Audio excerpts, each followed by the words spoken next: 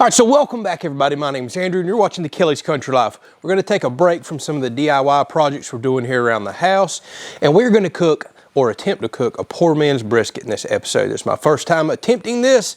It's basically a chuck roast. We can cook it a little quicker. We don't have to invest all the money up front versus a brisket. I think this is a great way to get started, see if we can get some good meat. So as y'all can see, I'm using my Masterbuilt Gravity 800 here. Stick a little fire starter in here. And in this hopper, I have Masterbuilt lump charcoal, and mixed all throughout are chunks of apple wood itself. Now, I've been doing a ton of cooks on this because I recently just did a lot of the LSS mods to this grill. So I want to keep continuing to cook, pay attention to things, and eventually I'm going to release a video letting y'all know what mods I do like, don't like, the ones that I'd highly recommend, vice versa. All right, so we're gonna let this fire starter burn, ignite these coals, close everything up, and I'm gonna put this smoker at 225. I'll meet y'all in the kitchen. Let's get this chuck roast ready. All right, so here we are with a 3.5 pound chuck roast. It's actually an excellent looking cut of meat. I really don't see much trimming I'm gonna do. There's a little bit of a fat cap over here. We can pull that off after we're done cooking, but it looks trimmed quite well, at least in, well, my inexperienced mind. So I'm gonna put down a binder. I love using mustard as a binder. You can use oil, anything else that you want, but I honestly find that you don't get the flavor of mustard at the end of a cook whenever you use it on just meats in general. But it's cheap, and it works really well at binding these spices that we're about to put on here. Okay, so whenever I think of a brisket, or a fake brisket in this particular case, crunchy ground pepper and a little bit of salt is what I'm thinking of. So I'm actually going to use a Montreal steak seasoning instead of going and getting these individually in there. But this has really thick ground pepper, a little bit of garlic flavor. No reason none of this shouldn't be awesome on here, but I definitely want that nice thick ground coarse pepper. And then one of my favorite seasonings that I just recently found is just a Grill Mate Sweet and Smoky. You can get this at your local grocery stores. It's actually kind of hard to find online, but this may not be traditional for something for a brisket. Typically you do this more on your porks and other things, but I love a rub like this anytime I'm going to smoke meat. Get a nice thick coating on there. It is that simple. Actually, just coarse ground salt and pepper would probably be perfect on something like this. Let's take a quick look at that. That is actually a really good looking cut of meat. Of course, it's so hard to tell now with all the seasonings. All right, so one thing I'm gonna do now is come over here to the smoker itself. I'm gonna open this door up, and I have a grate in here. It's already got coals sitting on it right now. This is a grate I got from LSS Mods. And what it does is it lifts these applewood chunks I'm gonna put in here right up next to where these burning coals are, and I'll go ahead and get some instant smoke. Actually, with the lit up coals that I have right here, this should start smoking within the next couple minutes, especially once I close the door, kick that fan back on. But I wanna go ahead and get some real quick, heavy smoke on this meat immediately. Okay, now we're gonna take this chuck roast, put it right here on the center rack. That's how I really like to smoke meat like this. I like it just kind of suspended in the middle. Just really feel like that helps the smoke. I moved one of my drip pans up to accommodate it. And I'm gonna use one of the Masterbuilt probes. Try to go right toward the center of this roast. There we go, that feels about center. We'll monitor the temperature. Now I'm gonna let this go for, well, say 3+ hours. Anywhere from between 145 to 165, I consider meat at the point that it's really probably no longer gonna absorb much smoke. But I'm just gonna treat this almost like I do a butt. Come out to about 165, the little bit of fat cap and fat that I see. If it feels springy and like it's rendering down, then we're gonna pull this off, wrap it, and continue to run that temperature on up. All right, so probably once an hour, I'm gonna come out here and spritz this with apple juice. I know some people don't believe in spritzing. Some people use apple cider vinegar, all kinds of things. But I think apple juice along with this apple wood will be perfect. All right, I know I'm blinding the heck out of y'all, but it's just that time of the afternoon. I need to put my shades down. So this has been going for right at 5 hours. I have been smoking it at 225 degrees. Let's give y'all a good look here before I wrap it. I don't even know if y'all can see it. So let's get this on the pan so y'all can see it. I am all about low and slow, as they say in barbecue. I want flavor, I want smoke, so I typically smoke at 225 to get a lot of flavor into something. I know it's so hard to see with all these shadows, but hey, we're more concerned about how it looks at the end, right?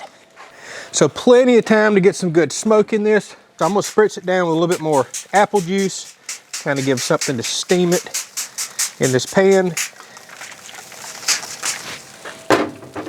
And then we're gonna wrap this up nice and tight, throw it back on the grill, let those fats and connective tissues continue to break down.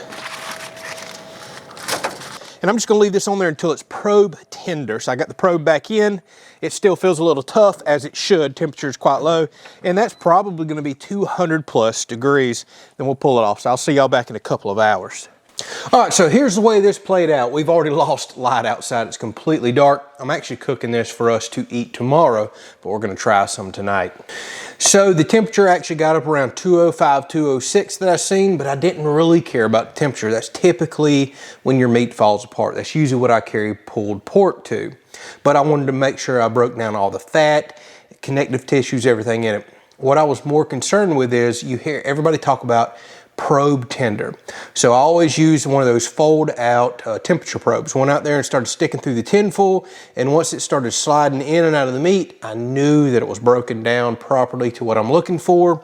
Although I do prefer slices with something like this, we want to make sure it's nice and tender. That's what you see when every time somebody cooks, you know, that brisket, they pull it out, they push it, it's just floppy, it's juicy. But yes, this is poor man's brisket right here, I understand that. So I also let it rest for quite a while, probably 45 minutes to an hour. I put a towel underneath this pan, towel up top. This is another method that you can use, and I also made a tinfoil boat over it too to kind of hold the heat in, let it slowly cool down. You can do this instead of putting it in a cooler. I actually forgot about going out and cleaning the cooler, so this is a quick, easy process. All right, so I'm seeing a ton of juices already coming out of this. Let's open this up. My goodness, it smells so stinking good. And it's still piping hot even after sitting out here like this for an hour. That's why I'm saying you don't necessarily have to have a cooler to put these in, but a cooler does really help. All right, so let's zoom in on this, get it off the foil. Yo, this smells so stinking good. Man, it's still hot. All right, so as you can see, it's got some bark, it's got some flavor going on, but it's still nice and juicy up top. Juices all over it. Let's cut in and see, that's the real test. All right, this is no fancy cooking show. Let's just cut off some ends here where there should be hopefully a smoke ring. Oh my goodness, yes. And as we get further in, that's when you get that old juicy flavor. Oh wow, y'all. Look at that smoke ring.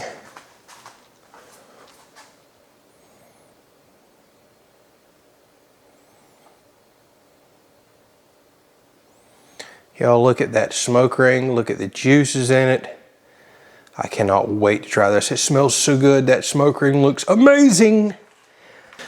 I don't want to cut into this too far since we're saving it for mostly for tomorrow. So let's just see what a nice cut out of the middle looks like here. If it's got that nice, just tender fall apart look to it like brisket. Okay, it is definitely falling apart. I would say the middle doesn't look quite as juicy as you typically see brisket look. That's okay. This is not a brisket. You can look as I mash into this. Oh my goodness, it's falling apart. Not as quite as much juice as brisket, but my goodness, I didn't just buy a $120 brisket either. All right, so now the real question, let's try a piece. This is my first ever poor man's brisket. It really is. So y'all can see, there it goes. So y'all can see all the juice and flavor coming out of this. See how limp it is over my finger. I am super excited about this.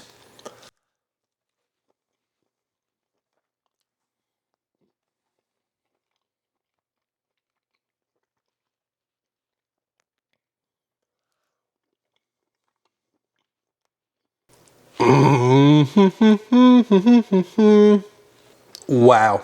Okay, not lying to you at all. I promise you, I am 100% making this again, and I'll make this a lot. So this 3.5 pound chuck roast right now, actually things are up in the winter.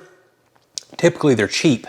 It was 20 bucks, but $20 for 3.5 pounds. It's cheaper than I can do, you know, say steaks, ribeyes, anything like that. This has got to be one of the best things that I have cooked yet on my Masterbuilt gravity smoker. I'm not kidding.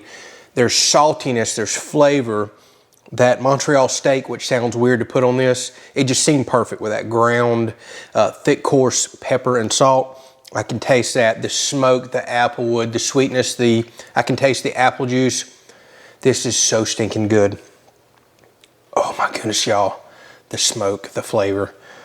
Oh, I will be doing this again and again and again. This is by far one of the favorite meals I've done on that. And I know I have said that a lot, but my goodness, this has turned out so well.